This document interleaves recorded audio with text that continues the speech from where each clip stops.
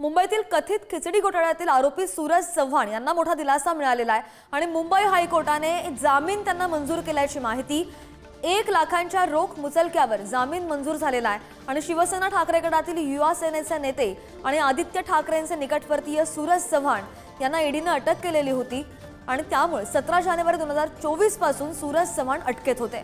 लॉकडाऊनच्या काळामधील या घोटाळ्यासंदर्भात भाजप नेते किरीट सोमय्या यांनी त्यांच्यावर आरोप केलेले होते आणि पालिकेला खिचडीचा कंत्राट पुरवताना पॅकेटमध्ये ठरल्यापेक्षा कमी खिचडी भरल्याचा त्यांच्यावर आरोप होता।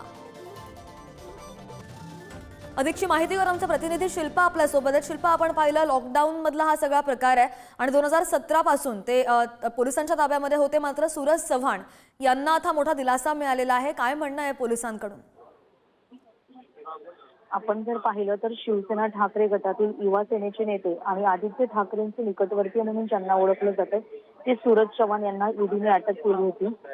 विशेष म्हणजे लॉकडाऊनच्या काळातील जो घोटाळ्याबाबत भाजप नेते किरीट सोमय्या यांनी आरोप केले होते। पालिकेला खिचडीचं कंत्राट पुरवताना जी पॅकेटमध्ये ठरल्याप्रमाणे खिचडी भरली होती, मात्र ती कमी भरल्याचा आरोप करण्यात आला होता आणि या सर्व घोटाळ्याबाबत आरोप झाले। त्यानंतर 17 जानेवारी 2024 ला सूरज चव्हाण यांना अटक देखील करण्यात आलं होतं। मात्र आता मुंबई हायकोर्टाने मोठा दिलासा दिलेला पाहायला मिळतोय। खिचडी घोटाळ्यातील आरोपी सूरज चव्हाण यांना मोठा दिलासा मिळालेला आहे। मुंबई हायकोर्टाने त्यांना जामीन मंजूर केलेला आहे।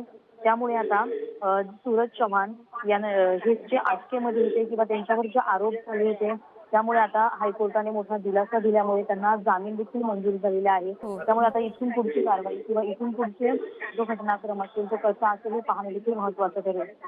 नाही, बरोबर। आणि हायकोर्टाकडून सूरज चव्हाण यांना दिलासा 1 लाखांच्या रोख मुचलक्यावर जामीन मिळालेला आहे। शिल्पा, धन्यवाद दिलेल्या सगळ्या सविस्तर माहितीसाठी।